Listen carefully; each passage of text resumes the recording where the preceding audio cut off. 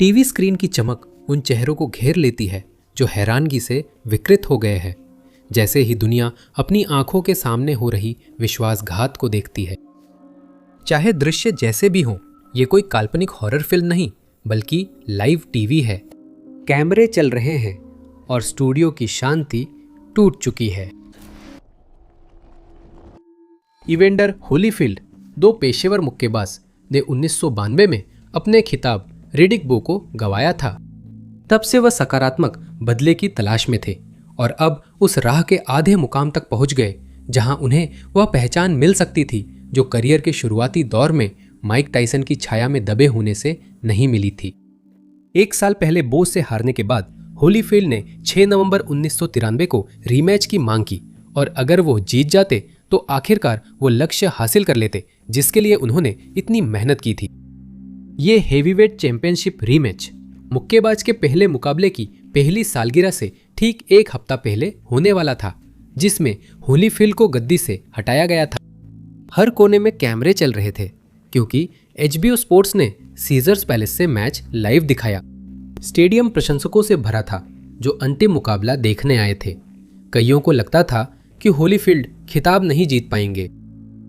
इस बार उनकी हैरानी की बात यह थी कि होलीफील्ड ही जीत रहे थे और 115 बनाम 113, 115 बनाम 114 और 114 बनाम 114 के स्कोर के साथ उन्होंने अपनी लंबे समय से प्रतीक्षित बदला ले लिया। हालांकि जीत का अंतर बड़ा नहीं था, फिर भी ये उन्हें सफलता की ओर ले गया जब तक कि एक काला बादल नहीं आ गया। 7वें राउंड में 1 मिनट और 10 सेकंड हो चुके थे और होलीफील्ड अब तक मजबूती से टिके हुए थे, जब तक कि उस पल उन्होंने कुछ ऐसा नहीं कर दिया जो किसी भी बॉक्सर को कभी नहीं करना चाहिए। उनकी नजरें प्रतिद्वंदी की मुट्ठियों से हटकर पृष्ठभूमि की किसी अनदेखी चीज पर टिक गई। लेकिन सिर्फ इस एक बार यह फैसला जायज था। कैमरे बाईं ओर मुड़े ताकि दिखे होलीफील्ड किस चीज को घूर रहे थे। उनकी नजरों ने बो को भी देखने पर मजबूर किया।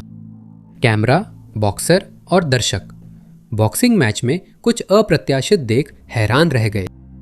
छत से एक फैन से चलने वाले पैराशूट के साथ एक आदमी नीचे उतर रहा था। पैराग्लाइडर की रस्सियां ऊपर लगी लाइटिंग में उलझ गईं, इससे पहले कि वो रिंग की रिगिंग से टकराता।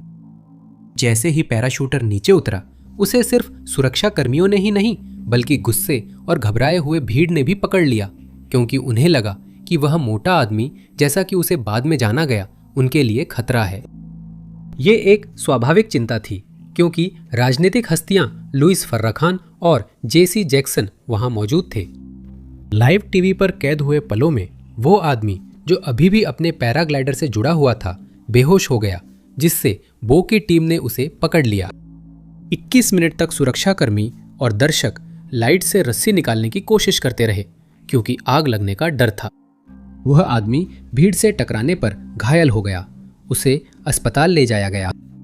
शांति बहाल होने पर मैच फिर शुरू हुआ और नतीजों में होलीफील्ड ने बो से खिताब वापस लिया। फैटमैन की पहचान जेम्स मिलर के रूप में हुई। इस अजीब पैराशूटिंग घटना के बाद वे अस्पताल गए, लेकिन उन्हें कोई सबक नहीं मिला। उन्होंने आगे चलकर रेडर्स बनाम ब्रोंकोस के एक मैच में वही स्टंट दोहराया और यहां तक कि इंग्लैंड में बोल्टन वांडरर्स बनाम आर्सेनल प्रीमियर लीग मैच में भी ऐसा किया। आखिरकार एक और स्टंट के बाद उन्हें यूनाइटेड किंगडम से बैन कर दिया गया। नैन्सी गथरी, जो मशहूर टुडे शो की को होस्ट सवाना गथरी की 84 वर्षीय मां हैं, 31 जनवरी 2026 को एरिजोना के टक्सन स्थित अपने घर से अगवा कर ली गई, जिसके बाद उनका अपहरण जांच का केंद्र बन गया। नया सीसीटीवी फुटेज जारी हुआ है।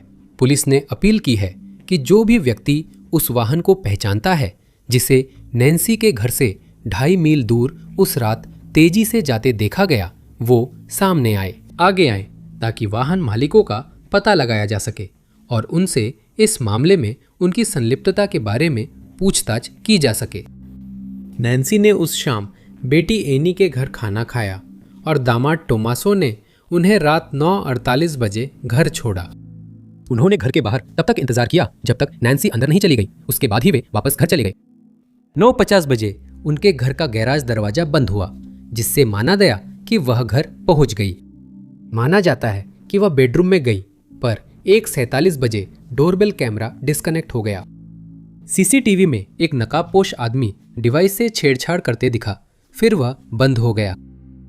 2:28 बजे नैन्सी का पेसमेकर उसके मोबाइल फोन की ऐप से डिस्कनेक्ट हो गया और जब वह अगले दिन हमेशा की तरह चर्च नहीं पहुंची तो उसके परिवार से उसकी एक दोस्त ने संपर्क किया। जब वो घर पर नहीं मिली तो उसके परिवार ने पुलिस से संपर्क किया और जटिल जांच शुरू हो गई। जल्द पता चला कि इसमें आपराधिक हरकत शामिल थी और नैन्सी का अपहरण हुआ है। एक बेतहाशा तलाश शुरू कर दी गई क्योंकि नैन्सी की चलने फिरने की क्षमता सीमित है और उन्हें रोजाना दवा की जरूरत होती है, इसलिए उन्हें खतरे में माना जाता है। 3 फरवरी को पुलिस ने बताया कि एक फिरौती नोट मिला जिसमें नैन्सी के कपड़ों का विवरण और बिटकॉइन में फिरौती की मांग थी। नैन्सी के घर के बाहर जैविक सामग्री मिली। बाद में पुष्टि हुई कि वह उसी की थी। 6 जनवरी को CBS न्यूज़ के टक्सन स्थित संबद्ध स्टेशन KOLD को दूसरा संदेश भेजा गया था, लेकिन उस नोट की सामग्री सार्वजनिक नहीं की गई है। नोट की जांच जरूरी है क्योंकि पहले ही एक व्यक्ति झूठी फिरौती मांगने के आरोप में गिरफ्तार हो चुका है। नैन्सी की SUV को उनके घर से सुरागों की तलाश के लिए हटा लिया गया है और पुलिस ने घर की छत पर लगी एक कैमरा भी हटा दी है। 10 फरवरी को पुलिस ने सुरक्षा कैमरे से छेड़छाड़ करने वाले नकाबपोश की CCTV तस्वीरें जारी की। वीडियो जारी होने के तुरंत बाद एक व्यक्ति को हिरासत में लिया गया था, लेकिन बाद में उसे छोड़ दिया गया। मीडिया से बात करते हुए उसने कहा कि उसे नहीं पता था कि नैन्सी कौन थी और पुलिस ने रोकने पर वो हैरान था। हाल ही में जारी किए गए वीडियो में कार को नैन्सी के घर के पास एक सड़क पर तेज रफ्तार से जाते हुए देखा जा सकता है, जो उसकी गुमशुदगी में नए सुराग दे सकता है, लेकिन अधिकारियों ने यह नहीं बताया है कि वे इसे कोई ठोस सुराग मानते हैं या नहीं। उन्होंने कहा कि इस मामले से जुड़ी जानकारी रखने वाला कोई भी व्यक्ति FBI से संपर्क करे 100-225-5324 या पैमा काउंटी शेरिफ के 52035149000 नंबर पर संपर्क करें। नैन्सी का पता लगाने और उसकी अपहरण के लिए जिम्मेदार लोगों को हिरासत में लेने वाली जानकारी के लिए $1 मिलियन का इनाम रखा गया है। 2007 में चेक टेलीविजन और उसके दर्शकों को एक तरह के परमाणु हमले से उबरना पड़ा। पबकास्टर्स पैनोरामा एक लंबे समय से चल रहा कार्यक्रम है जो सुबह सुबह आराम देने के साथ साथ दिन के अनुमानित मौसम की जानकारी भी देता है। हर सुबह यह कार्यक्रम चेक परिदृश्यों के लाइव फुटेज में देश की खूबसूरती दिखाता है। ये कार्यक्रम प्राकृतिक दृश्यों या शहरों के पैनोरामिक दृश्य एक शांत वेबकैम जैसे अंदाज में प्रस्तुत करता है। इस फुटेज में अक्सर संगीत या प्रकृति की आवाजें भी होती हैं। 17 जून 2007 को एक शांतिपूर्ण रविवार के दिन इस क्षेत्र के निवासी जब अपनी नींद से जाग रहे थे या नाश्ता तैयार कर रहे थे, तब उन्होंने अपना पसंदीदा सुबह का कार्यक्रम लगाया। इस बार दृश्य में पूर्व बोहेमिया के किर्कानाशे पर्वतों की लहरदार पहाड़ियां छाई हुई थी। सफेद धुंधली फुटेज पहाड़ी दृश्य के एक छोर से दूसरे छोर तक उसकी पूरी भव्यता दिखाते हुए पैन हुई। पहले हिस्से में पहाड़ियां दिखाई दे रही थी, बीच में एक जंगल से भरा मैदान था और उनके बीच के हिस्सों में घर बिखरे हुए थे। कुछ सेकंड में तेज चमकदार रोशनी ने स्क्रीन घेर ली। दर्शकों ने इसे टीवी की गलती समझा, लेकिन टाइम स्टैम्प कुछ और दिखा रहा था। वो चमक कुछ सेकंड रही, फिर धीरे धीरे कम हुई और कैमरा पूरे विस्तृत दृश्य पर पैन करता रहा। दाहिनी ओर मशरूम जैसा बादल जो परमाणु विस्फोट के बाद बनता है, आसमान में फैल गया था। उसकी मौजूदगी जीवन के लिए खतरे का संकेत थी। पूरा देश दहशत में आ गया क्योंकि हजारों नागरिकों ने उस कथित विस्फोट को देखा। ऐसे देश में जहां परमाणु ऊर्जा को लेकर बहसें अक्सर भड़कती रहती हैं। चेक गणराज्य में डर जल्दी खत्म हो गया जब पता चला वहां कोई विस्फोट नहीं हुआ, बल्कि यह हैकरों की करतूत थी। इलाके के निवासियों ने अपनी खिड़कियों से बाहर देखा, लेकिन कहीं भी मशरूम के आकार का बादल नजर नहीं आया। देश में फिर शांति लौट आई, लेकिन स्टूडियो में तेजी से जांच शुरू हो गई थी। ये पता चला कि किरका नाशे में तैनात चेक टेलीविजन का कैमरा वहीं पर छेड़छाड़ किया गया था। यह पाया गया कि हैकर्स ने वीडियो स्ट्रीम को अपनी स्ट्रीम से बदल दिया था और उनकी स्ट्रीम में स्थानीय इलाके से निकलता हुआ एक छोटा परमाणु विस्फोट का CGI दिखाया गया था। हालांकि वो कंप्यूटर जनित था, मशरूम क्लाउड इतना विश्वसनीय था कि इसकी तुलना 1938 में ऑर्सन वेल्स के वॉर ऑफ द वर्ल्ड्स प्रसारण से की गई, जिसने कुछ श्रोताओं को एलियन हमले का यकीन दिला दिया था। हैकर्स ने एक सुराग छोड़ा जिससे उनकी आंशिक पहचान हुई। इस पते का संबंध एक उकसाने वाले समूह से था जिसमें अधिकतर गुमनाम स्ट्रीट कलाकार थे जिन्हें स्टोकोविन कहा जाता है। एक सदस्य जिसकी आवाज बदली गई थी ने प्रदर्शन के पीछे की वजह समझाई। उसने कहा कि हैक नागरिकों को याद दिलाने के लिए था कि वे आर्थिक और राजनीतिक कारणों से नियंत्रित है और ऐसी प्रक्रियाएं लोकतंत्रों में भी होती हैं। चेक टेलीविजन ने हैकरों पर मुकदमा दायर किया जिसमें कट्टरपंथी कला समूह के 6 सदस्यों पर 2008 में मुकदमा चला। स्टोकोविन ने कहा कि मीडिया रियलिटी प्रोजेक्ट का मकसद नुकसान पहुंचाना नहीं बल्कि यह दिखाना था कि मीडिया हकीकत को कैसे तोड़ मरोड़ कर पेश करता है और कुछ भी टेलीविजन रिपोर्ट में डाल सकता है। स्टोकोविन कई घटनाओं के लिए जिम्मेदार है, जैसे प्राग किले के नियॉन हार्प के चिन्ह को प्रश्नवाचक बनाना और वाक्लाव हवेल की राष्ट्रपति पद समाप्ति के क्षण को चिन्हित करना। Queensland, Australia. पुलिस ने 70 वर्षीय डॉन वेल्स की आखिरी ज्ञात लोकेशन की CCTV फुटेज जारी की, जिन्हें दिसंबर 2025 में परिवार ने लापता बताया था। 9 दिसंबर को डॉन और उनके पति जॉर्ज साथ में वुडरिज के किंगस्टन रोड पर एक बस स्टॉप तक गए थे, लेकिन रात 8 बजे से पहले किसी समय वे एक दूसरे से बिछड़ गए। तब से वो उन्हें नहीं ढूंढ पाए हैं और समझ नहीं पा रहे कि वो अचानक कैसे गायब हो गई। तलाश नाकाम होने पर उन्होंने पुलिस से संपर्क किया और डॉन को लापता घोषित किया गया। कई बार तलाश की गई पर उनके ठिकाने का कोई सुराग नहीं मिला। इनमें से एक खोज स्निफर डॉग्स, राज्य आपातकालीन सेवा स्वयंसेवकों और पुलिस डाइव टीम की मदद से हुई थी। सभी ने मिलकर कॉम्पटन रोड की छानबीन की जहां डॉन को आखिरी बार देखा गया था, लेकिन कोई नतीजा नहीं निकला। तब से CCTV फुटेज उपलब्ध कराई गई है जिसमें डॉन को उसके गुमशुदगी वाले दिन किंगस्टन रोड पर चलते देखा जा सकता है। जॉर्ज को उसके ठीक पीछे चलते हुए देखा जा सकता है, जो अपने पीछे एक पहियों वाला सूटकेस खींच रहा है। इस फुटेज के रिकॉर्ड होने के थोड़ी ही देर बाद डॉन लापता हो गई थी और ये फुटेज इसलिए उपलब्ध कराई गई है ताकि अगर कोई उसे देखे तो उसकी पहचान की जा सके। इन पलों के बाद जॉर्ज उस बस में चढ़ गया जिसमें वह दोनों जाना चाहते थे, लेकिन फिर उसे एहसास हुआ कि डॉन उसके पीछे बस में नहीं चढ़ी और पीछे रह गई थी। इसके बाद वो वापस बस स्टॉप पर गया, लेकिन तब तक डॉन कहीं नजर नहीं आ रही थी। ये ध्यान देने योग्य है कि डॉन को स्वास्थ्य संबंधी कमजोरियां हैं और उन्हें लगातार चिकित्सकीय देखभाल की आवश्यकता होती है, जिससे उनके लापता होने के दौरान उनकी भलाई को लेकर चिंता और बढ़ गई है। मामला मीडिया में आते ही कई लोगों ने पुलिस को बताया कि उन्होंने डॉन को देखा है। बताया गया कि उन्हें हार्वी बे, टूवूम्बा और गोल्ड कोस्ट, क्वींसलैंड में देखा गया था। एक गवाह ने बताया कि उन्होंने उसे मेलबर्न के एक राजमार्ग पर देखा था, लेकिन इन सभी सूचनाओं की जांच की गई और कोई सकारात्मक परिणाम नहीं मिला। जॉर्ज ने तब से उसके मामले में जानकारी के लिए सार्वजनिक अपील की है और किसी भी व्यक्ति से जिसे पता है कि वो कहाँ है, तुरंत अधिकारियों से संपर्क करने का आग्रह किया है। लोगों की याददाश्त ताज़ा करने के लिए क्वींसलैंड पुलिस ने खोज स्थलों में से एक पर एक पुतला रखा है और उसे उसी तरह के कपड़े पहनाए हैं जैसा कि डॉन को आखिरी बार पहने हुए देखा गया था।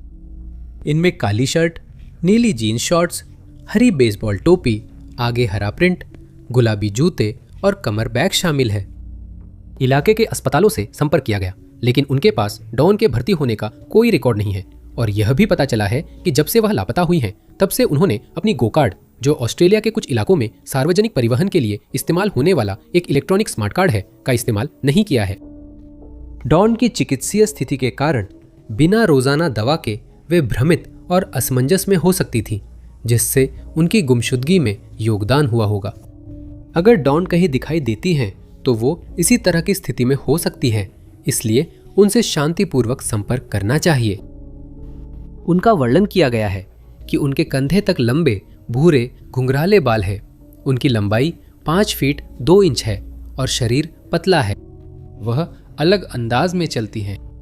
जिस किसी के पास डॉन के ठिकाने की जानकारी हो वह पुलिस लिंक को 1,31,444 पर या आपातकालीन नंबर 000 पर संपर्क करे।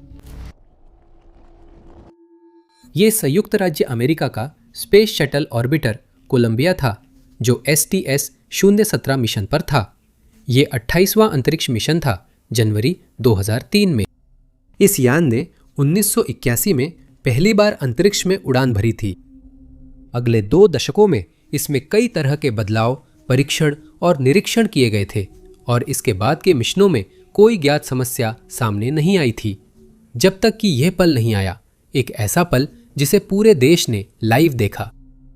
28वां मिशन 11 जनवरी 2001 को होना था, जो असल में उड़ान भरने से 2 साल पहले की तारीख थी। कुछ समस्याएं थी जो परियोजना के समय पर प्रक्षेपण में बाधा थी। शटल हर बार किसी न किसी वजह से देर हो जाती थी। ऐसा लगता था कि इंतजार करना वाकई फायदेमंद रहा। 16 जनवरी 2003 को लोग अपने घरों के बाहर इकट्ठा हुए। उनकी नजरें आसमान की ओर थीं। उम्मीद थी कि वे रॉकेट को उस आसमान को चीरते हुए देखेंगे जो अभेद्य लगता था। दूसरे लोग टीवी स्क्रीन पर इन घटनाओं को लाइव होते हुए देख रहे थे। कैमरे ऊपर उठाए गए थे ताकि उस विशाल यान को देखा जा सके जो पृथ्वी से बाहर माइक्रोग्रेविटी प्रयोग करने जा रही थी। पूरा देश हैरानी से देख रहा था जब जमीन हिलाने वाले झटके शुरू हुए और शटल आसमान की ओर उछल गई। ऑर्बिट में प्रवेश करने से पहले 8 मिनट 34 सेकंड के निशान के करीब पहुंच गई। लॉन्च के 80 सेकंड बाद ही मिशन में गड़बड़ी के संकेत मिल गए। शटल के प्रोपेलेंट टैंक से इंसुलेशन फोम का टुकड़ा टूटकर बाएं पंख के किनारे से टकरा गया। कैमरों ने टक्कर पर जूम किया, लेकिन इंजीनियर नुकसान की जगह या उसकी गंभीरता का पता नहीं लगा सके। ऐसा पहली बार नहीं हुआ था। 3 पहले शटल लॉन्च में भी ऐसा नुकसान हुआ था, लेकिन वह कभी गंभीर नहीं था। इन सभी घटनाओं को, जिसमें यह भी शामिल है, बहुत गंभीरता से लिया गया था। एजेंसी के इंजीनियरों का मानना था कि पंख को हुआ नुकसान विनाशकारी विफलता का कारण बन सकता है। चूंकि अंतरिक्ष यान पहले ही हवा में था और उसकी उड़ान को सुरक्षित रूप से रोकने के लिए कुछ भी नहीं किया जा सकता था, मिशन जारी रहा। अगले 2 हफ्तों तक कोलंबिया कक्षा में घूमता रहा। उस समय नासा के अनुसार अगर शटल को गंभीर नुकसान होता तो स्थिति सुधारने का कोई तरीका नहीं था, इसलिए चिंताएं दूर नहीं की गईं। अंतरिक्ष यान 1 फरवरी को वापस आने वाला था और वह तय समय पर वायुमंडल में प्रवेश कर गया। फिर से कैमरों ने इस घटना का सीधा प्रसारण किया और WFAA तथा ABC ने देश भर में टीवी स्क्रीन पर पुनः प्रवेश को दिखाया। कोलंबिया ने सुबह 8:43 बजे वायुमंडल में प्रवेश किया। सब ठीक था और आगे क्या होने वाला था इसका कोई संकेत नहीं था। वो जा रहा है, WFAA प्रस्तुतकर्ता की आवाज आई। जो तेज रोशनी दिख रही है वह शटल की तापरोधी सामग्री के जलने से है। पुनः प्रवेश के 10 मिनट बाद कैलिफोर्निया के समुद्र तट से 2,31,000 फीट ऊपर ध्वनि की गति से 23 गुना तेज यात्रा करते हुए फ्लोरिडा में लैंडिंग से 16 मिनट पहले अंतरिक्ष यान में आसन्न आपदा के संकेत मिलने लगे। इंजीनियरों ने पहला संकेत देखा। जहां बाएं पंख के अग्रभाग पर तापरोधी टाइल्स होनी चाहिए थी, वहां कुछ भी नहीं था। इसके बाद हवा और गर्मी पंख में घुसने लगी, जिससे वह फटने लगा। आप देख सकते हैं शटल के टुकड़े अलग हो रहे हैं, प्रस्तुतकर्ता ने बीच में कहा। कोलंबिया के टेक्सास के ऊपर उड़ते ही मलबा गिरने लगा। अंतरिक्ष यान का मलबा लबॉक के पास गिरा। कैमरों ने उड़ते हिस्सों और धुएं की लकीरों को जूम किया जो उसकी राह दिखा रही थी। और फिर सुबह 9 बजे डलस के ऊपर एक तेज धमाका गूंज उठा।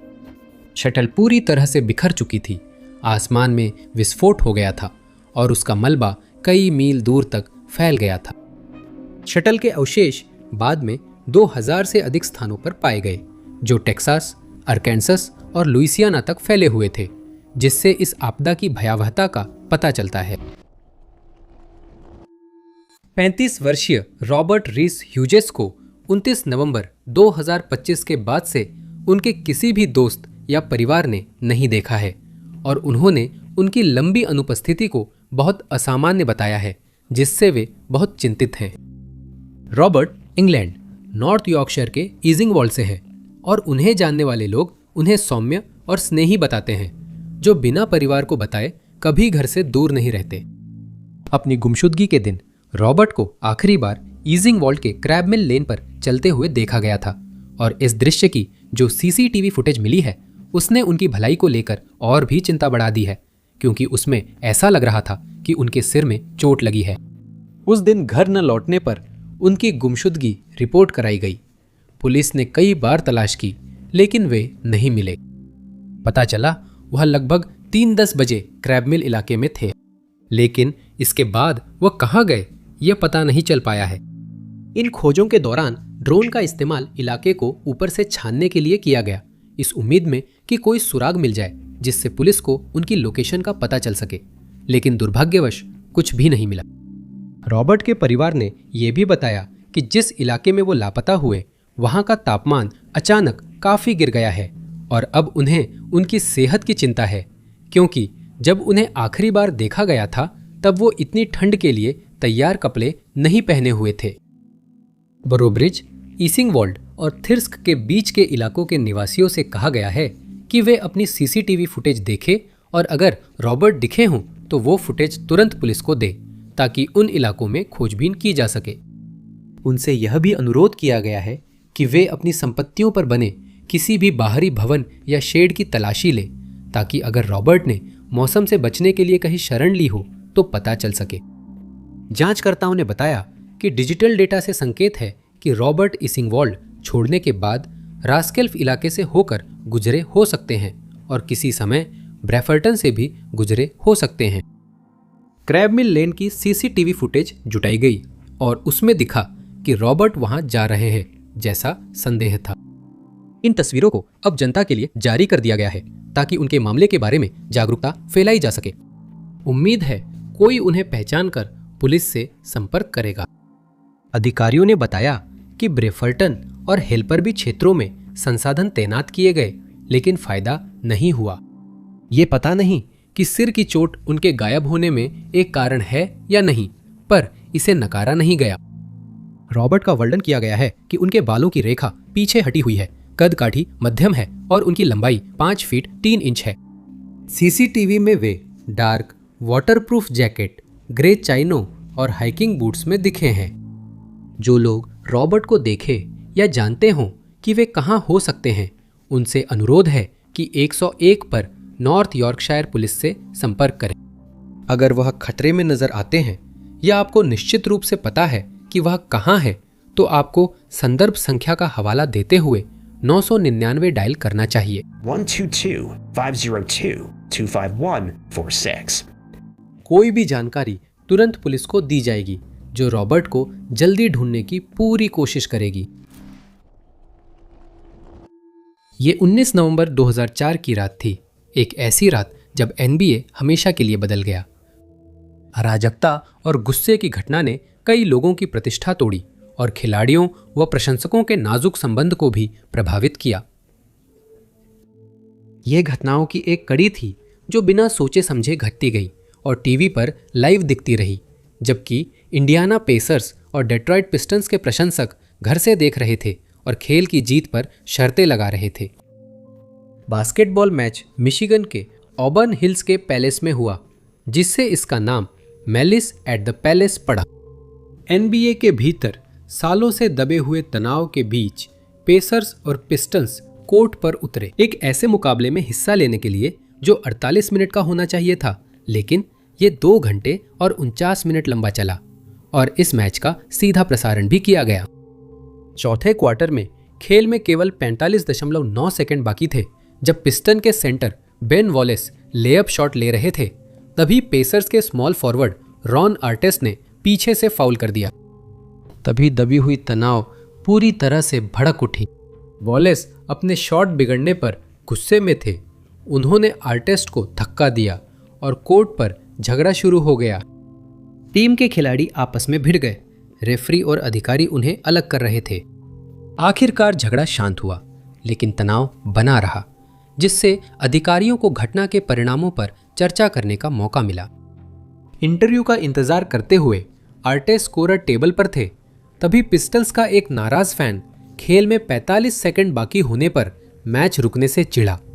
उसने गुस्से में आर्टेस्ट पर ड्रिंक फेंक दी। स्टीफन जैक्सन के साथ दोनों गुस्से में कप फेंकने वाले को ढूंढने स्टैंड्स की ओर बढ़े। दुर्भाग्य से आर्टेस्ट ने गलत फैन पकड़ लिया। असल अपराधी कई कतार ऊपर था। टीम के साथियों ने एक निर्दोष फैन को पकड़ लिया, जिससे अफरा तफरी मची और घर बैठे दर्शक निराश हो गए। न सिर्फ खेल को रोक दिया गया था, बल्कि ऑबर्न हिल्स का पैलेस भी अपवित्र किया जा रहा था। जहां कभी चैंपियनशिप्स का जश्न होता था, वह पवित्र जगह अब युद्ध का मैदान बन गई और इस झगड़े से फैंस नाखुश हो गए। जर्मेन ओनील, जो पेसर्स टीम के सदस्य थे, भी इस अफरा तफरी में शामिल हो गए जब एक और फैन बेहिचक स्टैंड से उठकर कोर्ट पर आ गया। बढ़ती अफरा तफरी के जवाब में कमरे भर के फैंस ने जो भी चीज हाथ लगी उसे उठाया और खिलाड़ियों की तरफ फेंकना शुरू कर दिया। अधिकारियों को इसकी सूचना दी गई, जिसके बाद व्यवस्था बहाल करने भारी पुलिस बल तैनात हुआ। एरिना को खाली कराने में कम से कम 10 मिनट लगे और भीड़ तब भी टीम के सदस्यों पर पॉपकॉर्न और ड्रिंक्स फेंकती रही जब वे टनल से बाहर निकलने लगे। पुलिस ने खिलाड़ियों को सुरक्षित निकाला और मैच रद्द कर दिया। हालांकि मैच कभी पूरा नहीं हुआ, लेकिन एनबीए ने उस समय के स्कोर 97-82 के आधार पर जीत पेसर्स को दे दी जब मैच रोका गया था। यह उपलब्धि बिना खुशी या जश्न के मिली। आर्टेस्ट को बाकी सीजन के लिए निलंबित कर दिया गया, जिसमें 86 और मैच शामिल थे। यह एनबीए इतिहास में ऑन कोर्ट विवाद के लिए सबसे लंबा निलंबन था। जो उनके बेटे की उपलब्धि का जश्न होना था, अब 73 वर्षीय रूबेन वाइटाका की तलाश में बदल गया है। परिवार ने बताया कि उनके लापता होने से पहले उनका व्यवहार अजीब था और वे उनकी मानसिक स्थिति को लेकर चिंतित हैं। मई 2025 में रूबेन और उनकी पत्नी एलिजाबेथ केन्या से अल्बामा आए, जहां वे अपने पहले पोते की हाई स्कूल ग्रेजुएशन में शामिल होकर जश्न मनाने वाले थे। वे अमेरिका पहुंचे और 14 मई को अल्बामा पहुंचे, जिसके बाद वे अपने परिवार के सदस्यों के स्वामित्व वाले एक घर में गए। उन्होंने वहां रात बिताई, पर अगली सुबह हालात अजीब हो गए। रूबेन की बेटी एमिली एन बालुआ ने बताया कि अल्बामा पहुंचने के बाद से उनके पिता असामान्य लग रहे थे, क्योंकि उन्हें अक्सर नहीं पता होता था कि वे कहाँ हैं या क्यों, जो उनके स्वभाव के विपरीत है। एलिजाबेथ ने बताया कि उन्होंने 15 तारीख की सुबह वही अजीब व्यवहार देखा और पुलिस को उस सुबह की सारी जानकारी दी। उन्होंने बताया कि एक समय रूबेन घर से बाहर चले गए और उनसे बात करने पर वे परेशान और भ्रमित दिखे। फ्रैंकफर्ट से अल्बामा की उड़ान के दूसरे हिस्से में भी वह अजीब व्यवहार कर रहे थे, क्योंकि उनकी बात समझ में नहीं आ रही थी और एलिजाबेथ को एक फ्लाइट अटेंडेंट की मदद करनी पड़ी ताकि वे उन्हें उनकी सीट पर बैठाए रख सके। एयरपोर्ट पर वे एस्केलेटर की गलत दिशा में चले और गिरकर घुटने में चोट लगा बैठे। वह बार बार घर से दूर जाते रहे और शुरुआत में एलिजाबेथ ने उन्हें वापस आने के लिए मनाने की कोशिश की, लेकिन कोई फायदा नहीं हुआ। इसके बाद वो उनके पीछे चलने लगी, लेकिन उन्हें एहसास हुआ कि घर के दरवाजे खुले रह गए हैं, इसलिए वो जल्दी से वापस लौटकर दरवाजे बंद करने लगी। लेकिन जब उन्होंने उन्हें पकड़ने की कोशिश की तो उन्हें एहसास हुआ कि वह अब उनकी नज़रों से ओझल हो चुके हैं और तब से उन्हें किसी ने नहीं देखा है। पता चला है कि पहली बार देखे जाने के बाद कम से कम 2 मोटर चालकों ने रूबेन को लिफ्ट दी थी, लेकिन कैलरा पुलिस को नहीं पता कि वो बाद में कहाँ गया। यह पता चला है कि उन्होंने परिवार के मोहल्ले में ही किसी से लिफ्ट ली थी और दूसरी व्यक्ति ने उन्हें घर से लगभग 2 मील दूर एक शेवरॉन पेट्रोल पंप तक छोड़ा था, लेकिन यह अभी अज्ञात है कि वह वहां क्यों जाना चाहते थे। रूबेन का परिवार मानता है कि वह अपनी उलझन की स्थिति में केन्या वापस जाने की कोशिश कर रहे होंगे और उन्होंने कहा है कि वह किसी से उन्हें किसी शहर ले जाने के लिए कह सकते हैं। वह सोमालिया के किम्बोनी वापस जाने की भी कोशिश कर सकते हैं, क्योंकि वह मूल रूप से वही के हैं। अब उनकी आखिरी ज्ञात गतिविधियों को दिखाने वाला सीसीटीवी फुटेज जारी हुआ है। इसमें रूबेन को पेट्रोल पंप पर दिखाया गया है और वह अपने हाथ पीछे जोड़े हुए तेजी से चलते हुए नजर आ रहे हैं। उनके व्यवहार में कुछ असामान्य नहीं था, बस वो थोड़े भ्रमित लग रहे थे। वीडियो में दिखता है कि वो हल्की लंगड़ाहट के साथ चल रहे हैं, जो एयरपोर्ट एस्केलेटर पर गिरने से हुआ। एक गवाह ने पुलिस को बताया कि उसने रूबेन जैसे दिखने वाले आदमी को गैस स्टेशन के पास क्लब के गेट के नीचे रेंगते देखा। इसके बाद वह उठे और पास के जंगल वाले इलाके में चले गए और तब से घर नहीं लौटे हैं। सुझाव है कि उन्होंने गैस स्टेशन के पीछे ट्रक स्टॉप से दूसरी सवारी ली थी। ऐसा हो सकता है कि वे कैलरा से चले गए हों। जनता से अनुरोध है कि उन्हें देखकर सवारी न दे और तुरंत पुलिस से संपर्क करे ताकि वे परिवार से मिल सके। एलिजाबेथ केन्या लौट चुकी है और अपने पति की खबर के लिए बेताब है। रूबेन के बारे में बताया गया है कि उनके बाल काले हैं और आंखें भूरी हैं। उनकी लंबाई लगभग 5 फीट है और वजन करीब 165 पाउंड है। उन्हें आखिरी बार खाकी पैंट और चेकदार बटन वाली शर्ट में देखा गया था। जिस किसी ने भी रूबेन को देखा है या जानता है कि वह कहाँ हो सकते हैं, उनसे अनुरोध है कि अल्बामा 205 668 3505 पर संपर्क करे या 911 पर कॉल करे। 17 मई 1995 को शाम 6:45 बजे सैन डिएगो में टीवी स्क्रीन पर अचानक व्यवधान आ गया। Breaking news. अभी अभी मिली खबर ने सन्नाटा तोड़कर कार्टून कार्यक्रम बाधित किए। अमेरिका के बेहतरीन शहर की सड़कों पर कुछ परेशान करने वाला हो रहा था। सीबीएस इवनिंग न्यूज इस घटना का लाइव प्रसारण कर रहा था ताकि लोग देख सके। घर पर देख रहे दर्शकों को यह किसी युद्ध की शुरुआत जैसा लगा। एक सेना का टैंक सड़क पर चलता हुआ देखा जा सकता था। 58 टन की यह युद्ध मशीन भीड़ भाड़ वाली सड़कों पर धड़धड़ाती निकली, पर यह किसी संघर्ष की तैयारी में नहीं थी। यह टैंक वहां नहीं होना चाहिए था। इसके भीतर 35 वर्षीय अपहरणकर्ता सीन टिमोथी नेल्सन था, जो अमेरिकी सेना का पूर्व सैनिक था, जिसकी मंशा आज तक अज्ञात है। 15 साल पहले नेल्सन ने अपनी सेवा के दौरान एक टैंक कमांडर के रूप में काम किया था और युद्ध वाहन में यह अचानक की गई सवारी इस बात का संकेत थी कि वह अपनी उस भूमिका से कभी दूर नहीं हुआ। अज्ञात कारणों से उसने इस असामान्य वाहन का अपहरण कर सैन डिएगो की सड़कों पर दौड़ा दिया। 6 मील तक चुराए गए M60-18 टैंक को खड़ी गाड़ियों के ऊपर चलाया गया, जो अपने रास्ते में आने वाली हर चीज को तहस नहस करता गया और एक मौके पर यह एक ट्रैफिक लाइट को भी अपने साथ कुछ दूर तक ले गया। पुलिस के सायरन लगातार बजते रहे और वाहन को रोकने की बेतहाशा कोशिश लगभग 30 मिनट तक चली। जब दर्शक घर पर टीवी पर यह घटना देख रहे थे, कई लोग सोच रहे थे कि यह सब कैसे शुरू हुआ। आधा घंटा पहले नेल्सन अपनी शेवी वैन से कैलिफोर्निया नेशनल गार्ड शस्त्रागार किरीनी मेसा पहुंचा। आमतौर पर संस्थान शाम 5 बजे बंद होने पर गेट्स बंद कर दिए जाते थे। किस्मत से उस शाम कर्मचारी वाहन यार्ड में आम दिनों से ज्यादा देर तक काम कर रहे थे।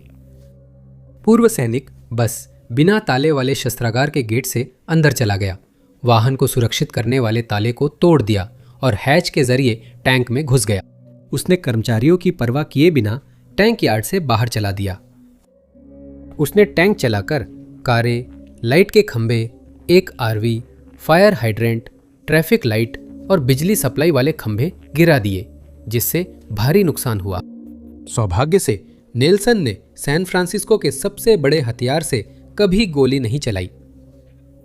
उसने अपने सामने आने वाली हर चीज को ऐसे कुचल दिया जैसे वे किसी दौड़ते हुए छोटे बच्चे के पैरों के नीचे खिलौने हों। दर्शकों ने अपनी सांसें रोक ली जब पीछा आखिरकार रुक गया। अधिकारी अपनी गाड़ियों से भागते हुए बाहर निकले और डगमगाते टैंक के ऊपर कूद गए। इस घटना के बाद गवर्नर पीट विल्सन ने भविष्य में ऐसी घटनाएं रोकने के लिए नेशनल गार्ड को नया फेलसेफ सिस्टम लागू करने का आदेश दिया। यूक्रेन की नतालिया इंग्लैंड के बॉस्टन लिंकनशायर से लापता है और उनके मामले में बेहद कम जानकारी है।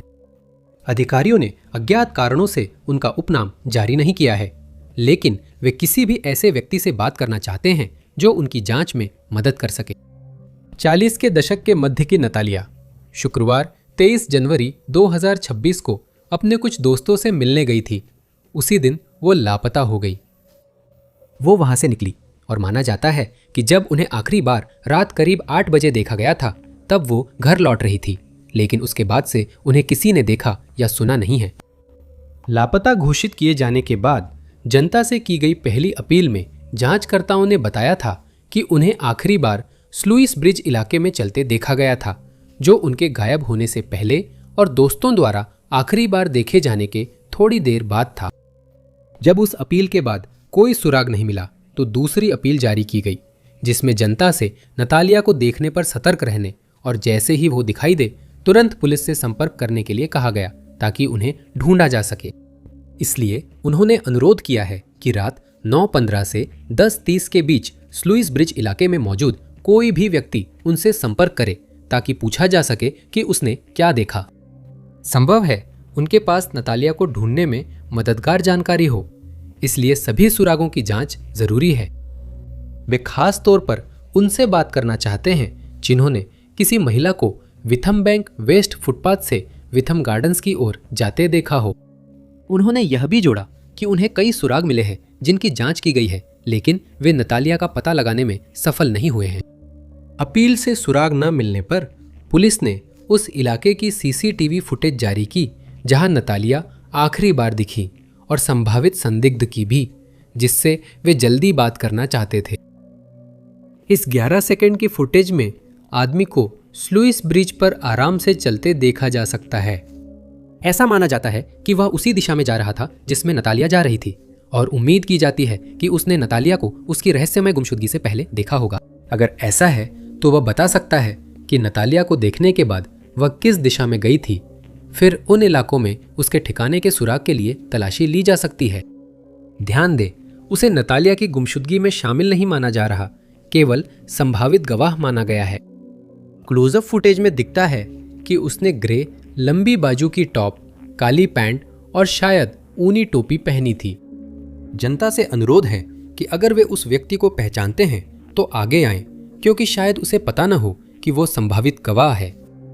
नतालिया के बारे में बताया गया है कि उनके कंधे तक लंबे सुनहरे बाल हैं, हल्के रंग की आंखें हैं और उनकी लंबाई लगभग 5 फीट 7 इंच है।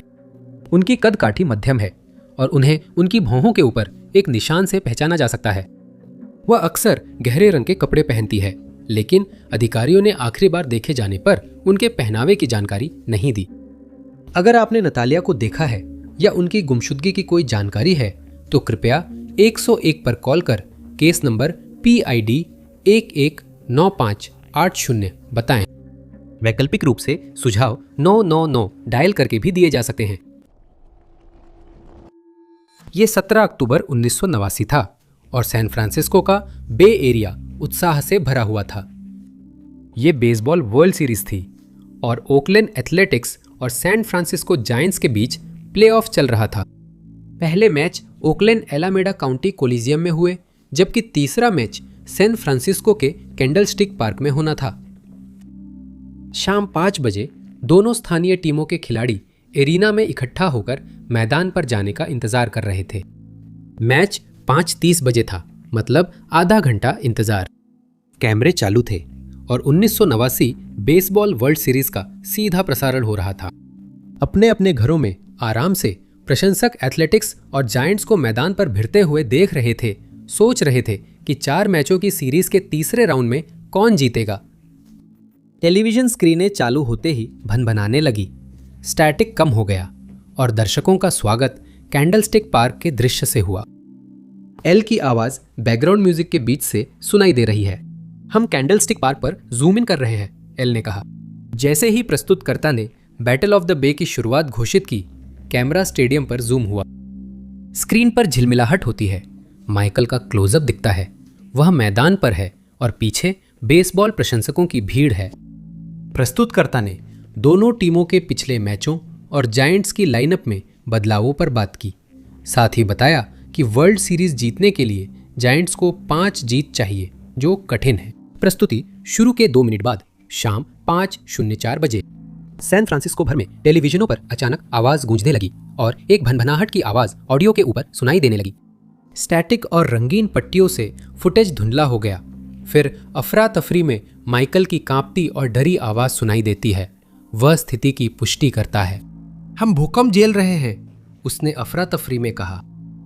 1989 वर्ल्ड सीरीज के लाइव प्रसारण को जिसने बाधित किया था वह भूकंप लोमा प्रियंटा था, जो सेन एंड्रियास फॉल्ट के साथ एक दरार थी।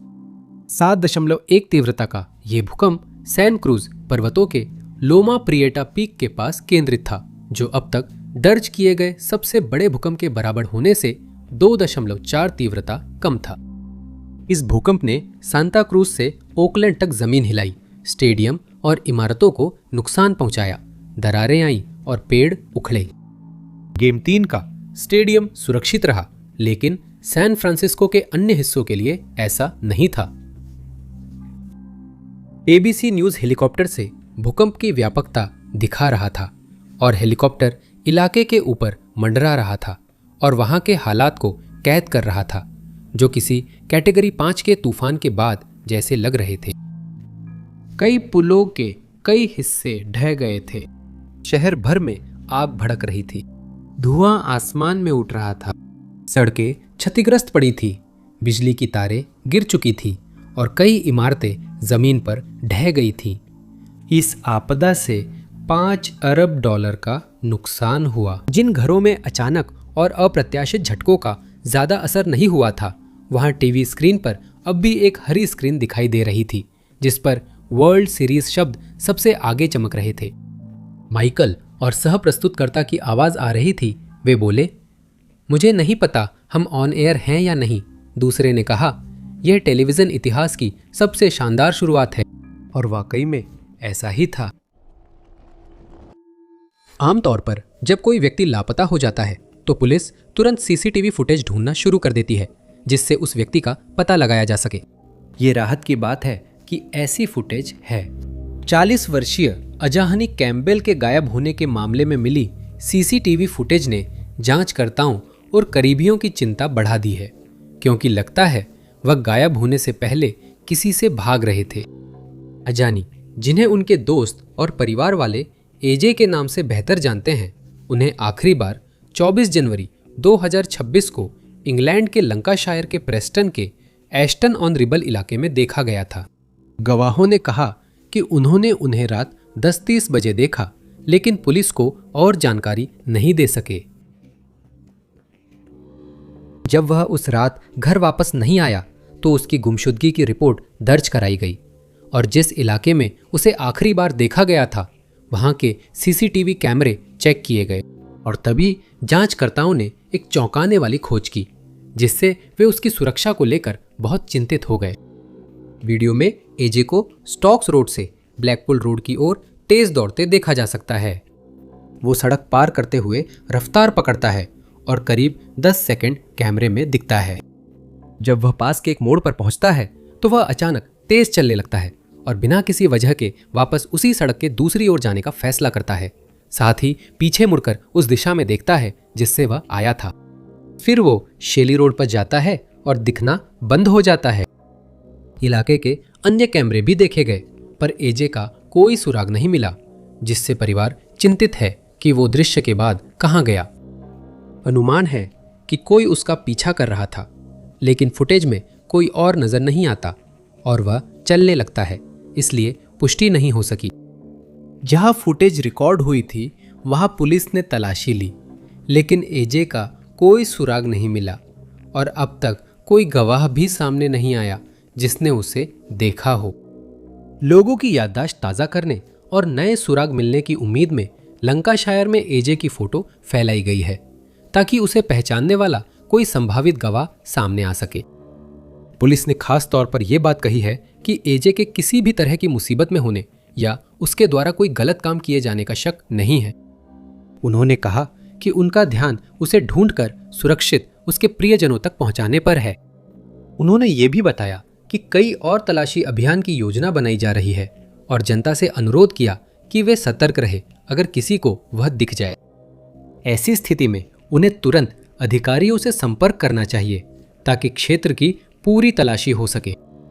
ज्ञात है कि एजे का प्रेस्टन के एवेन्यू, न्यू हॉल, लंदन और मैनचेस्टर से संबंध है, लेकिन ऐसा लगता नहीं है कि वह बस इन क्षेत्रों में से किसी एक में चला गया हो, क्योंकि अगर ऐसा होता तो वो शायद अपने परिवार से संपर्क में रहता।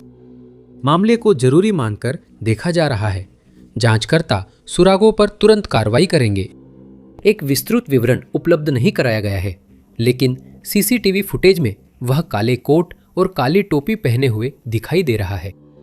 जारी की गई एक तस्वीर में वह अपने मुंह के सामने फेस मास्क जैसा कुछ पहने हुए भी नजर आ रहा है। जो भी व्यक्ति इस मामले से संबंधित अतिरिक्त जानकारी दे सकता है, उसे राष्ट्रीय आपातकालीन नंबर 999 या 101 पर कॉल करना चाहिए और 25 जनवरी की लॉग 1159 का हवाला देना चाहिए।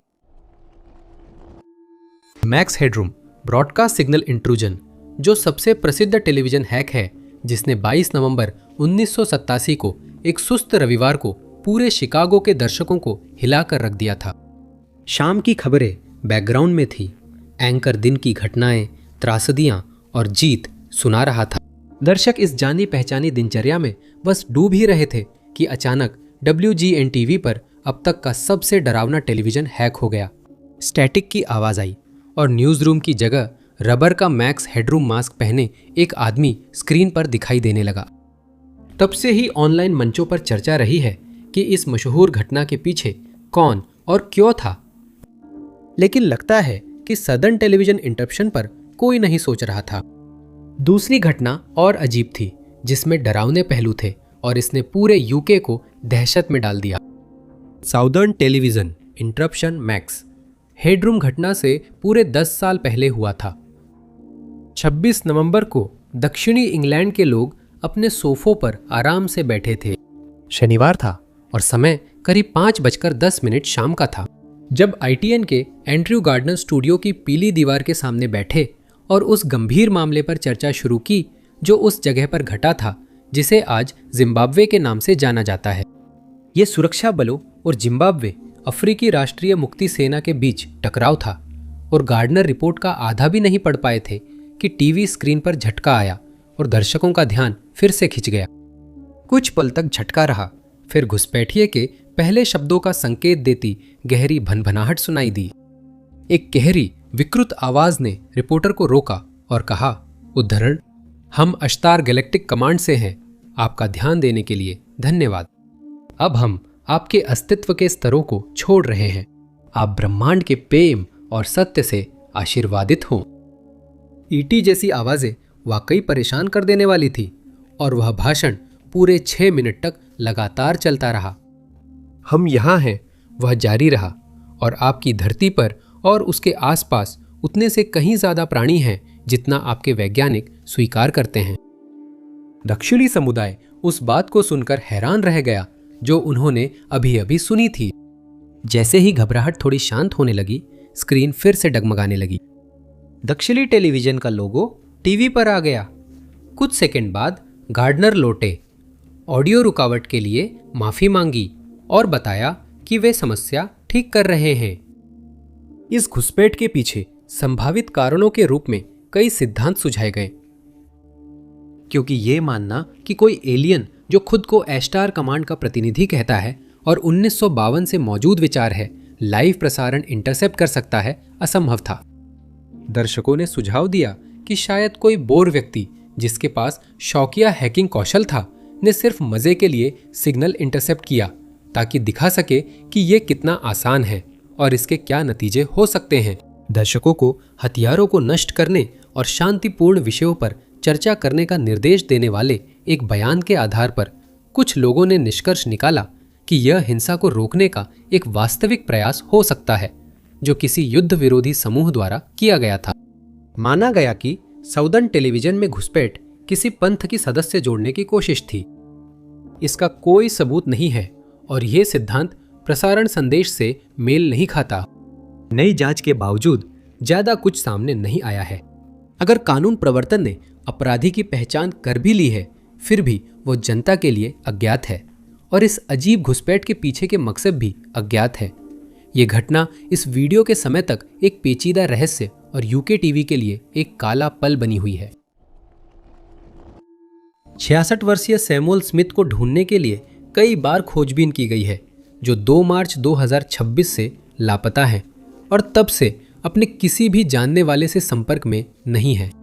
सैमुअल इंग्लैंड के लंकाशायर के पेंडलबरो के कोन से हैं।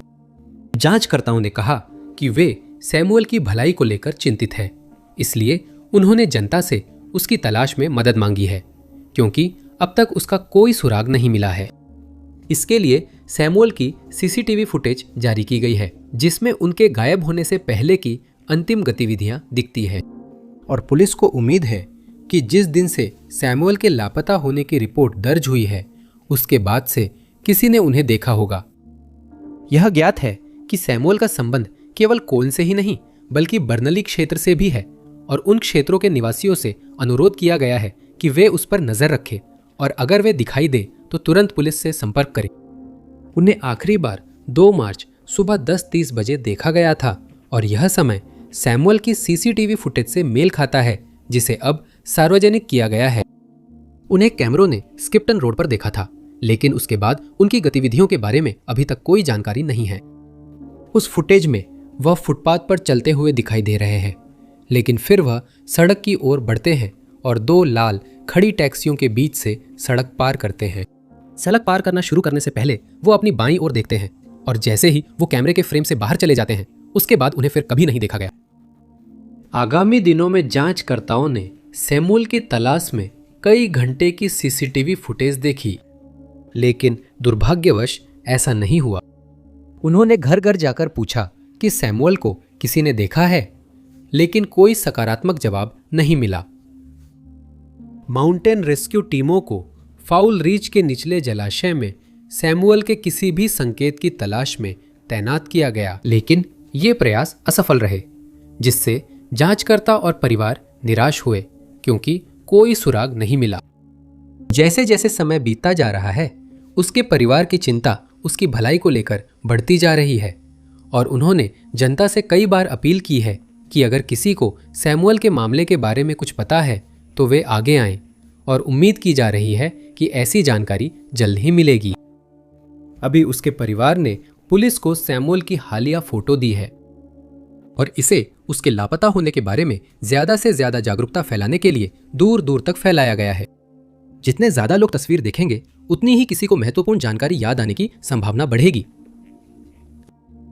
पुलिस ने यह भी कहा है कि वे डिजिटल जांच शुरू कर रहे हैं, लेकिन उन्होंने यह खुलासा करने से परहेज किया है कि वे जांचें क्या है। संभव है कि वे सैमुअल के बैंक खातों की निगरानी कर रहे हों ताकि अगर कोई गतिविधि दिखे तो उन्हें पता चल सके, लेकिन ये सिर्फ अटकलें हैं क्योंकि जांच जारी है। सैमुअल का वर्णन किया गया है कि उनके बाल छोटे और सफेद हो रहे हैं और उनकी आंखें हल्के रंग की है। उनकी लंबाई लगभग 6 फीट है। वे अक्सर चश्मा पहनते हैं और गायब होने पर उनकी दाढ़ी ग्रे लाल थी। जब उन्हें आखिरी बार देखा गया था तब उन्होंने काला कोट और काली पैंट पहनी हुई थी और यह भी संभव है कि उनके पास एक काली लेदर जैकेट और एक सेंसबरी सुपरमार्केट का बैग भी था। अगर आपके पास सैमुअल के मामले से जुड़ी कोई नई जानकारी है तो आपसे अनुरोध है कि आप इमरजेंसी नंबर 999 या वैकल्पिक रूप से 101 पर कॉल करें और 2 मार्च की लॉग 0652 बताएं।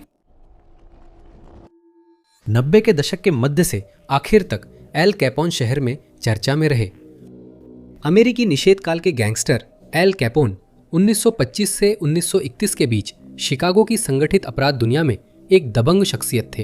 वो संयुक्त राज्य अमेरिका के सबसे प्रसिद्ध गैंगस्टर के रूप में जाने जाने लगे, उपन्यासों और फिल्मों के लिए प्रेरणा बने और शुरुआती मनोरंजनकर्ताओं और यूट्यूबर्स के लिए चर्चा का विषय भी बने। The legend of L Capone में खास ये था कि लेक्सिंगटन होटल के बेसमेंट में एक कथित वॉल्ट छिपा था और वही उसका भूमिगत मुख्यालय था। यही वह प्रसिद्ध चीज थी जिसे TV show host Geraldo Rivera ने दर्शकों को आकर्षित करने के लिए चुना। 1986 में अमेरिकी टेलीविजन ने इसी विचार पर काम किया और लाइव प्रसारण special the mystery of Al Capone's vaults पेश किया। रिवेरा एक अनजान और युवा प्रस्तुतकर्ता पे पर व्यू प्रसारण के होस्ट बने, जिसमें वादा था कि हाल ही में खोजे गए वॉल्ट को लाइव खोला जाएगा। कार्यक्रम ने यह विचार दिया कि वे नकदी, कंकाल अवशेष, अवैध शराब, हथियार और अन्य भूले सामान उजागर करेंगे। करोड़ों उत्सुक दर्शकों ने लाइव खुलासा देखने के लिए टीवी चालू किया और दरवाजे के पीछे क्या छुपा है जानने के लिए छोटी फीस दी। रिवेरा दर्शकों को शिकागो की कम ज्ञात सुरंगों की सैर कराते हैं, स्कारफेस को जानने वालों से बात करते हैं और अंत में उपेक्षित जर्जर लेक्सिंगटन होटल पहुंचते हैं। अगले 2 घंटे रिवेरा अल कैपोन की जिंदगी, होटल और उसकी कई गतिविधियों का खुलासा करते हैं। आखिरकार एक निर्माण वाहन ने कंक्रीट वाले कमरे को तोड़ते हुए वॉल्ट को पहली बार दोबारा खोला और ये सब लाइव टीवी पर दिखा। अंत में अंदर जाने के बाद रिवेरा को दर्शकों से कहना पड़ा कि दीवार के पीछे कुछ नहीं था। वह खाली था, उसमें कुछ भी दिलचस्प नहीं था जिसके लिए 2 घंटे इंतजार करना सार्थक होता। देश भर के दर्शक इस खुलासे से निराश हुए, लेकिन उन्होंने अल कैपोन के जीवन के बारे में काफी कुछ जाना। ऐसा माना जाता है कि 2025 में मॉर्गन काउंटी में एक एटीएम पर डकैती हुई थी और ये महज एक मौका देखकर किया गया अपराध नहीं था, क्योंकि जांचकर्ताओं का मानना है कि अपराधियों ने इस वारदात की पहले से अच्छी तरह योजना बनाई थी। यह डकैती 24 जुलाई 2025 को सुबह करीब 8 बजे प्राइसविल, एल्बामा में ट्रेडिशंस बैंक की एक शाखा में हुई थी। उस सुबह बैंक के सभी कर्मचारी, जो महिलाएं थीं, एटीएम में नकद भरने की प्रक्रिया में थीं। तभी कुछ लोग दौड़ते हुए वहां आ गए और उनके पास पहुंच गए। जैसे ही वे उस जगह पहुंचे, उन्होंने कर्मचारियों पर धावा बोल दिया और उनसे कहा कि उनके पास जो भी नकद है वह उन्हें सौंप दे। सौभाग्य से बैंक के कर्मचारियों को ऐसी मांगों का पालन करने के लिए प्रशिक्षित किया जाता है ताकि स्थिति और न बिगड़े और डकैती के दौरान वे सुरक्षित रहे। इस मामले में उन्होंने लुटेरों की बात मानी और नकद दे दिया। अपराधियों ने जितना पैसा मिला इकट्ठा किया और पास की गाड़ी में कूदकर भाग गए। इसके बाद पुलिस को बुलाया गया और जांच शुरू की गई, लेकिन घटनास्थल पर ऐसा कोई सबूत नहीं मिला जिससे जांचकर्ताओं को किसी भी लुटेरे की पहचान करने में मदद मिल सके। लेकिन उन्हें सीसीटीवी सुरक्षा फुटेज जरूर मिला है, जिसे अब जनता के लिए जारी कर दिया गया है, इस उम्मीद में कि कोई न कोई इन अपराधियों में से कम एक को पहचान लेगा जो अभी भी कानून की गिरफ्त से फरार है। डकैती की खबर सामने आने पर 4 और एजेंसियां जांच में जुड़ गईं। फुटेज में वाहन की नंबर प्लेट दिखी, लेकिन बाद में पता चला वह प्लेट घटना से कुछ हफ्ते पहले हंट्सविल में चोरी हुई थी। इसके अलावा माना जाता है कि डाकू शायद प्राइसविल के बाहर के हैं, क्योंकि इंटरस्टेट 65 के पास होने से उन्हें बैंक तक आसानी से पहुंच मिल जाती है। अजीब बात है कि किसी भी डाकू के पास कोई हथियार नहीं था, जिसका मतलब है कि किसी भी स्टाफ सदस्य को चोट नहीं आई, क्योंकि वे इमारत के अंदर भागने में सफल रहे, जहां से उन्होंने अधिकारियों को सूचित कर दिया। जांचकर्ताओं ने यह खुलासा नहीं किया है कि कितनी रकम चोरी हुई, लेकिन उन्होंने बताया है कि यह एक बड़ी राशि थी। हालांकि डाकू लगभग निश्चित रूप से कहीं और से आए हैं, उम्मीद है कि कोई उन्हें पहचान लेगा और उन्हें जल्द ही पकड़ लिया जाएगा ताकि उनके खिलाफ कानूनी कार्रवाई की जा सके। वीडियो में वे गहरे कपड़े, हुडी, दस्ताने और फेस मास्क पहने दिखते हैं। सिर्फ एक ने हल्की जीन्स पहनी है और सभी की काया पतली है। जिस कार की बात है वह गहरे रंग की सेडान है, लेकिन ये नहीं पता कि इस कार का बरामद होना संदिग्धों की पहचान में मदद करेगा या नहीं। वीडियो में 3 लोगों के अपराध करते दिखाया गया, पर अनुमान है कि इसमें एक चौथा व्यक्ति भी शामिल हो सकता है, लेकिन अभी तक इसकी पुष्टि नहीं हुई है। यह भी पता चला है कि घटना से पहले के हफ्तों में अलग अलग इलाकों में कई इसी तरह की डकैतियां हुई थी, लेकिन यह पता नहीं चल पाया है कि क्या वे डकैतियां भी उसी गिरोह ने की थीं। जांचकर्ताओं ने जनता से अनुरोध किया है कि वे तस्वीरें ध्यान से देखें और अपराधी की पहचान होने पर संपर्क करें। ऐसी कोई भी जानकारी रखने वाले लोगों से अनुरोध किया गया है कि वे प्राइसविल पुलिस विभाग 256 350 4613 से संपर्क करें। कॉल करने वाले चाहे तो पहचान छुपा सकते हैं। ये 3 मार्च 1991 की सुबह के शुरुआती घंटे थे जब Rodney Glenn King, Bryant Allen और फ्रेडी हेल्म्स लॉस एंजलिस में 210 फ्रीवे पर जा रहे थे। रॉडनी ने रात को ड्रिंक की और कथित रूप से स्पीड लिमिट से तेज गाड़ी चलाई। उनका वाहन कैलिफोर्निया हाईवे पेट्रोल के पति पत्नी अधिकारी टिम और मल्ली सिंगर का ध्यान आकर्षित कर गया। उन्होंने लाइट्स फ्लैश कर हुंडई एक्सेल का पीछा किया। रॉडनी को लेकर कहा गया कि वह संभावित DUI चार्ज और पैरोल उल्लंघन को लेकर चिंतित था, इसलिए उसने जुर्माने से बचने के लिए पुलिस को 8 मील तक अपने पीछे दौड़ाया। आखिरकार उसे एहसास हुआ कि उसकी कोशिश बेकार है और कार 117 मील प्रति घंटे की रफ्तार से सड़क पर दौड़ने के बाद रुक गई। रॉडनी के वाहन रोकते ही उसके पीछे 3 गाड़ियां और एक हेलीकॉप्टर पहले से थे। ड्राइवर और 2 यात्रियों को वाहन से बाहर निकलने को कहा गया। उम्मीद थी जल्द गिरफ्तारी और आरोप तय होंगे, जैसे ऐसी स्थिति में प्रोटोकॉल है। लेकिन इसके बजाय उन्हें अभूतपूर्व क्रूरता का सामना करना पड़ा। एलन और हेल्म्स ने तुरंत आदेश का पालन किया था, लेकिन फिर भी उन्हें विचलित कर देने वाली पिटाई का शिकार होना पड़ा।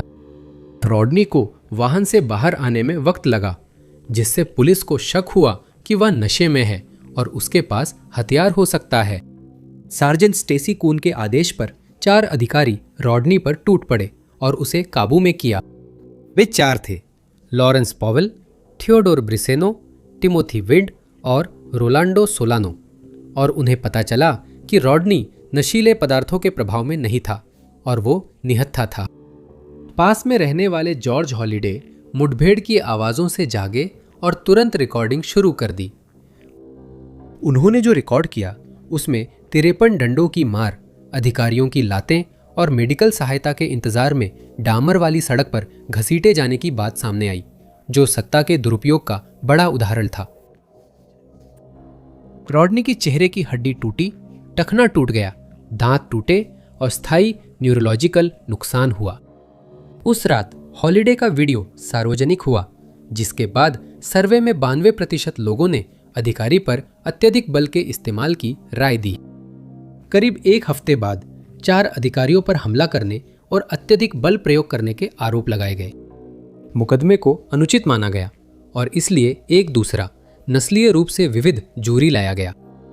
मुकदमे की तारीख अप्रैल 1992 तय हुई थी और 1 हफ्ते विचार विमर्श के बाद चारों अधिकारी बरी हो गए।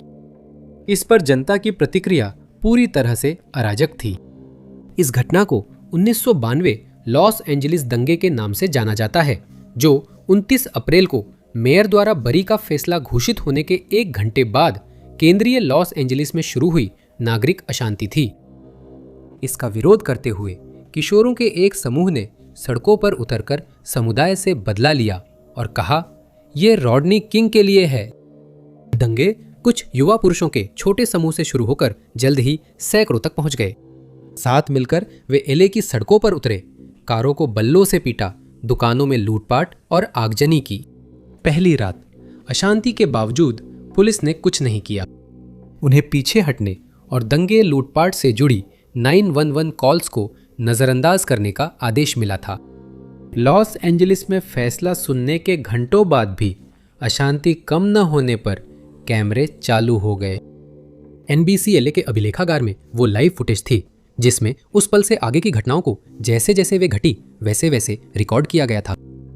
1 मिनट की कच्ची फुटेज में हम देखते हैं कि जो एक छोटी सी विरोध प्रदर्शन के रूप में शुरू हुआ था, उसकी गंभीरता कितनी बड़ी थी। पृष्ठभूमि में आग भड़क रही है, धुएं के गुबार आसमान को काला कर रहे हैं, मानो कोई भीषण जंगल की आग लगी हो। सड़कों से आई फुटेज में कारों का जाम और निवासी सड़कों पर दौड़ते हुए दिखते हैं। उनके साथ चोरी किए गए सामान भी हैं। समाचार संवाददाताओं ने पुलिस और दंगाइयों के बीच तनावपूर्ण क्षणों को कैद किया, जिसमें कानून प्रवर्तन अधिकारी जानबूझकर स्थिति को नियंत्रण में लाने की कोशिश कर रहे थे। कारें जलाई गई, झंडे जलाए गए, दुकानों के सामने वाले हिस्सों में तोड़फोड़ की गई। यह पूरी तरह से अराजकता थी, जिसे देश के बाकी हिस्सों के लिए सीधा प्रसारण किया गया ताकि वे इसका गवाह बन सके।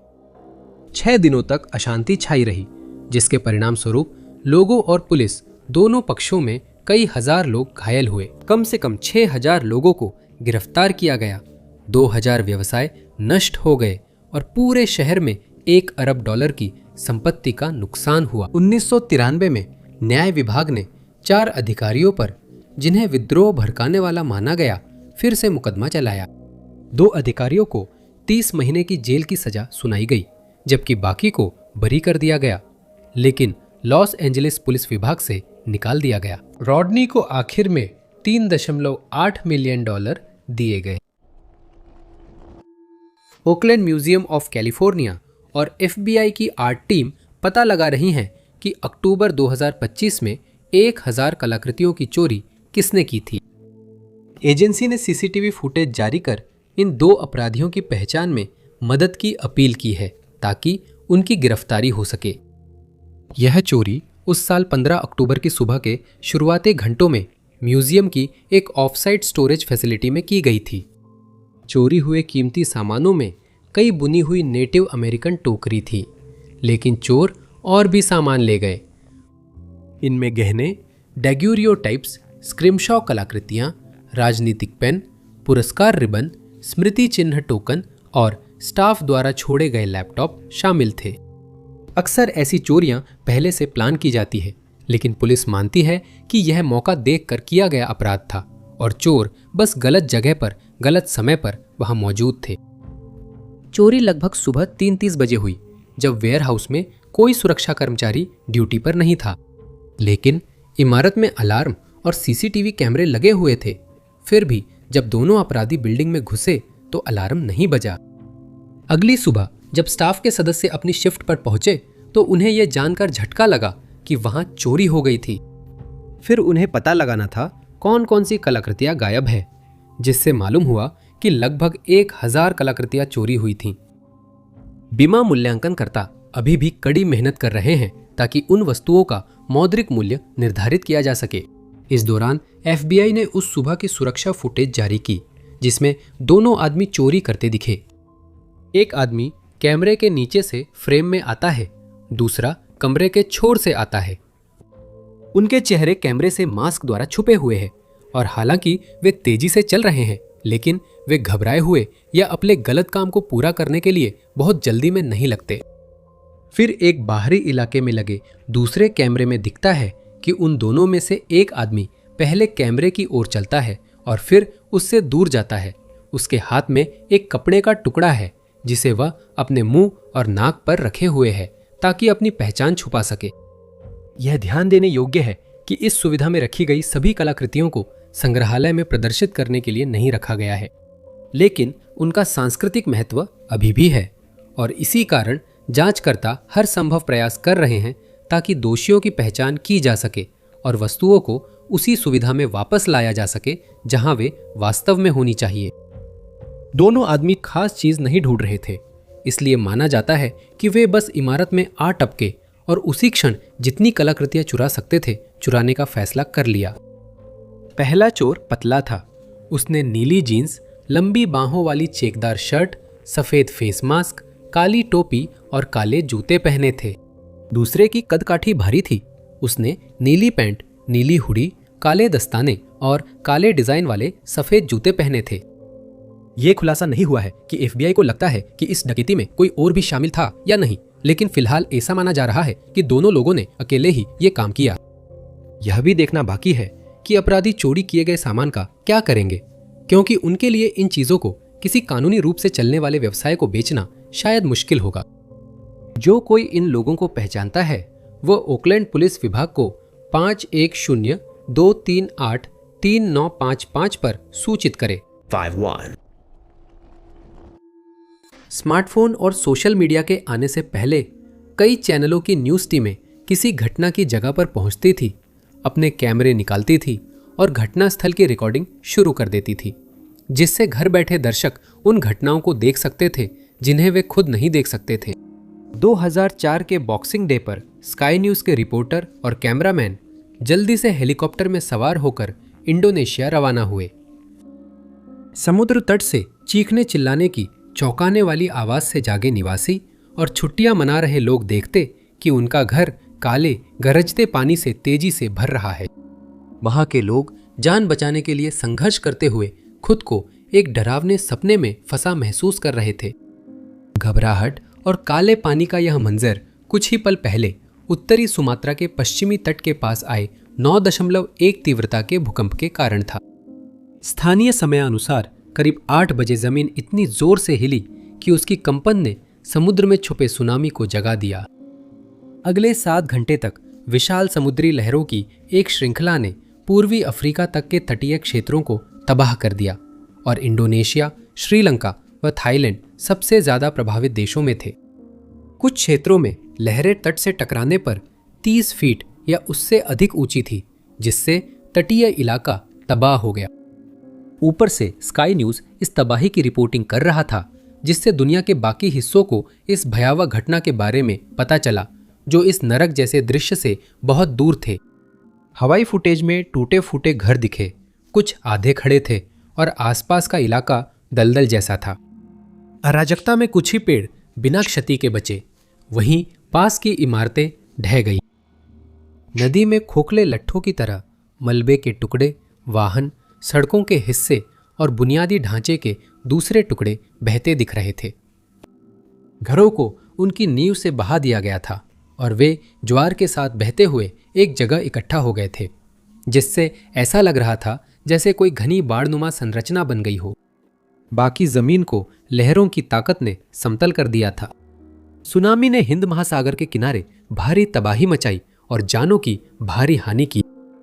बॉक्सिंग डे सुनामी अपने पूर्ववर्ती को पीछे छोड़ते हुए अब तक दर्ज सबसे बड़ी प्राकृतिक आपदाओं में शामिल हो गई, जिसने 15 देशों को प्रभावित किया और उत्तरी सुमात्रा को खास तौर पर नुकसान पहुंचाया।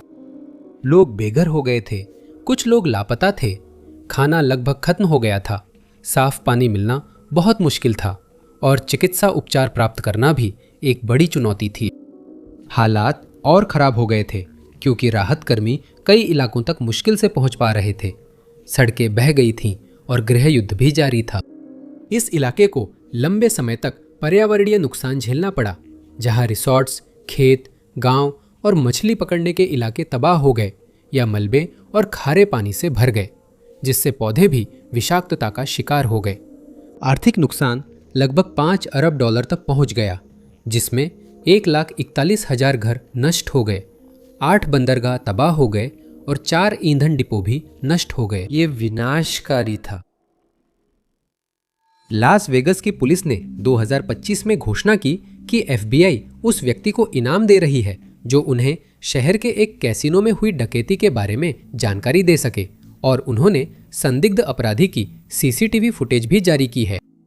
ये घटना रात करीब 10:30 बजे हुई थी। उस साल 13 नवंबर को जब एक नकाबपोश आदमी लास वेगस के रैम्पार्ट कसिनो में सिर्फ एक ही इरादे से घुसा कि वो जितना ज्यादा पैसा ले सके लेकर भाग जाए।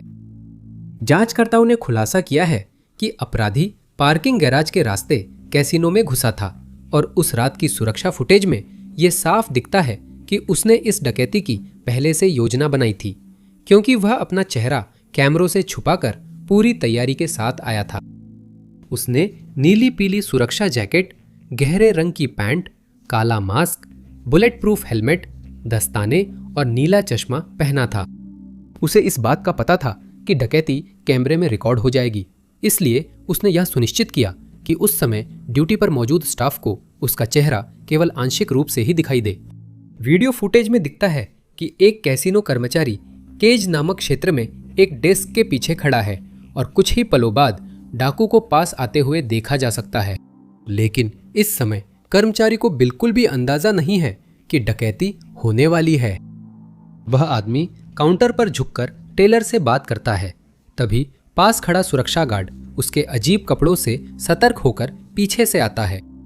शायद वो आदमी से हेलमेट और चश्मा उतारने को कहने वाला था, लेकिन डाकू ने उसे देखकर घबरा गया।